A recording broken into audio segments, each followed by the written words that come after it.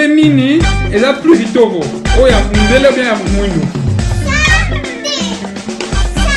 Ah, oui, ouais, bandeko boni, vous savez bien, est-ce que vous avez vu vidéo oyo qui teste celle qui en Amérique, na ban afro-américain. Bah tout la question est belée concernant deux poupées, poupée mutumwindu, poupée mundele.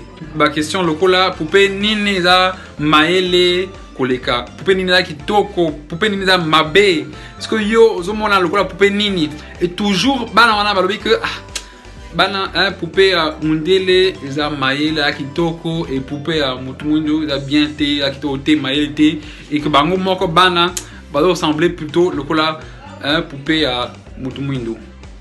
Est-ce qu'on nga lelo na sali test na bana ngai bana fondele et totala denini bango ba réagir. Bon, zora zoé lelo bozu ba cadeau de Pâques, ba poupée ya sika. Wow. Mais là tout na bino. Bo préféré poupée nini? O ya sika ya mutumwindu, mais o ya kara ya bino ba poupée ya mundele. Bo préféré poupée nini? Ah, on est poupée oyo. Yo, on est poupée oyo. Ah, donc Zoé la poupée nini et la plus kitoko. Oh ya mundele ou bien ya mwindu. Ah bon? Zoé, yo poupée nini Zoé? Oyo.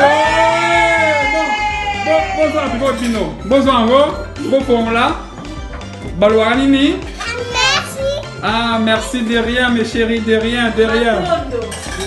Allez, bon, là, et la poupée à Sika, waouh!